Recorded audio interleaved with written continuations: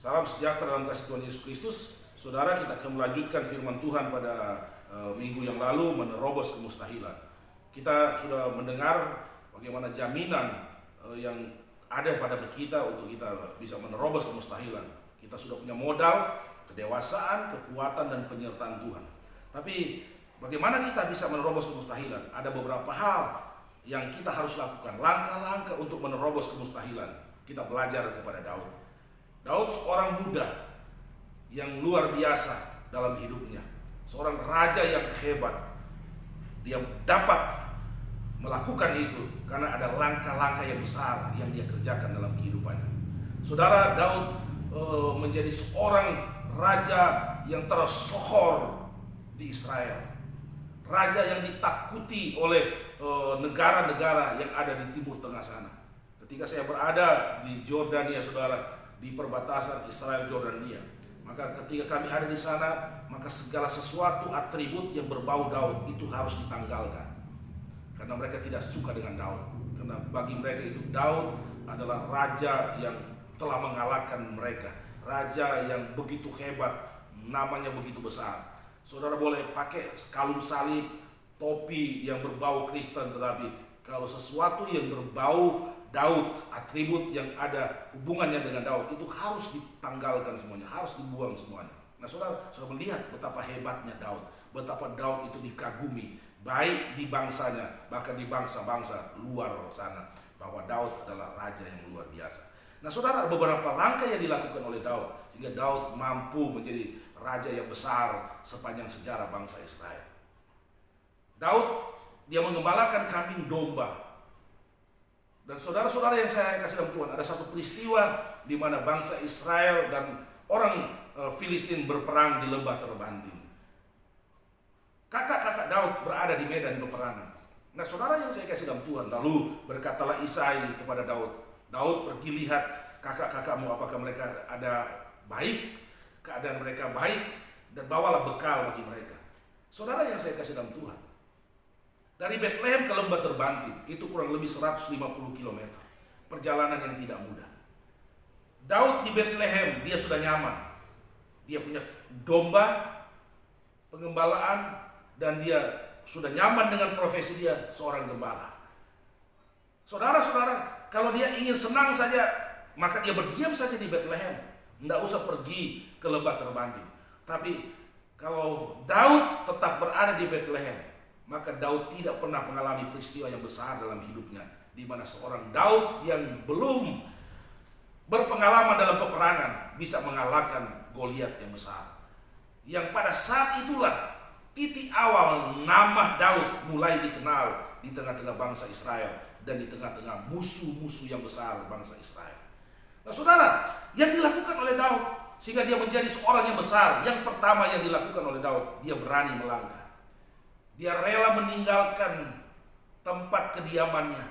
Dia rela meninggalkan hartanya, kambing domba yang dia miliki. Dia rela meninggalkan profesinya yang sudah lama dia geluti, yang nyaman dia kerjakan di setiap hari. Dia rela tinggalkan, dia melangkah dari Bethlehem sampai lembah Terbanting, menghadapi binatang buas, menghadapi para penyamun, menghadapi medan yang berat, panas, terik pada siang hari, pada malam hari harus kedinginan.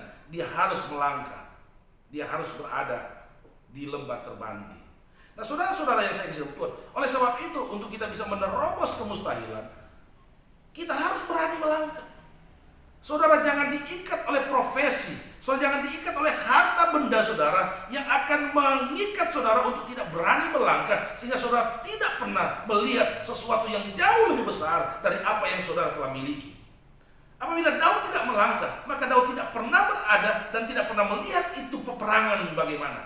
Daud tidak pernah melihat bagaimana musuh yang besar, dan Daud tidak pernah mengalami pengalaman berperang dan mengalahkan Goliat yang besar itu. Saudara, kita ingat juga bagaimana Abraham. Ketika Tuhan berkata kepada Abraham, tinggalkan sanak saudaramu, tinggalkan tanah kelahiranmu, pergilah ke suatu tempat yang akan kutunjukkan kepadamu. Nah, saudara, Abraham tidak tahu, Abraham belum tahu di mana tempat yang Allah akan tunjukkan. Tetapi Tuhan hanya berkata, melangkah, tinggalkan keluargamu, tinggalkan tanah kelahiranmu. apabila Abraham tidak melangkah, maka Abraham menjadi Abraham yang biasa-biasa saja.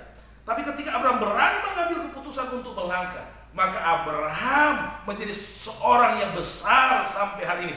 Bahkan dia disebut bapa dari segala orang yang percaya. Saudara melihat, satu keputusan membawa terobosan yang luar biasa. Satu keputusan yang diambil oleh Abraham, dia membawa suatu keberhasilan, kesuksesan di dalam kehidupannya yang sangat besar, prestasi yang sangat luar biasa. Seberapa jauh matamu memandang, akan kuberikan tanah itu kepada keturunanmu. Saudara, luar biasa. Walaupun melangkah tidak mudah, menghadapi banyak tantangan, menghadapi banyak kesulitan. Abraham mengalami banyak kesulitan. Pernah istrinya mau diambil untuk dijadikan istri oleh seorang raja. Dia menghadapi situasi-situasi di mana dia ditolak di satu tempat. Tetapi Abraham mengambil keputusan. Dia terus melangkah pada jalan yang Tuhan perintahkan untuk dia lakukan. Kita ingat bagaimana Petrus. Petrus orang nelayan, mengikuti profesi ayahnya. Tetapi ketika Tuhan berjumpa dengan dia, Tuhan katakan, tinggalkan jalanmu, ikutlah dengan aku, akan menjadikan kamu penjala manusia. Maka saudara yang saya kasih dalam Tuhan, Petrus mengambil keputusan, dia melangkah mengikut Tuhan, sehingga Petrus menjadi orang yang hebat, orang yang besar, orang yang luar biasa. Di dalam kekristenan, Petrus adalah seorang rasul yang luar biasa.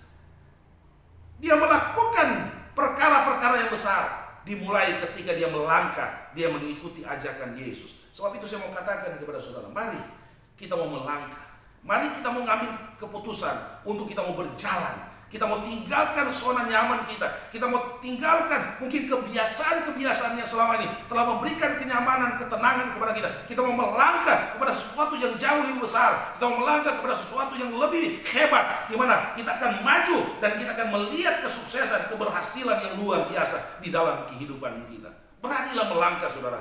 1 Samuel pasal 17 ayat 20 firman Allah berkata, lalu Daud bangun pagi-pagi, ditinggalkannyalah kambing domanya pada seorang penjaga, lalu mengangkat muatan dan pergi seperti yang diperintahkan Isai kepadanya. Sampailah ia ke perkemahan ketika tentara keluar untuk mengatur barisannya dan mengangkat sorak perang. Saudara melihat, Daud tidak pernah melihat bagaimana itu peperangan selama Daud masih ada di Bethlehem, di padang rumput, di mana dia mengembalakan domba.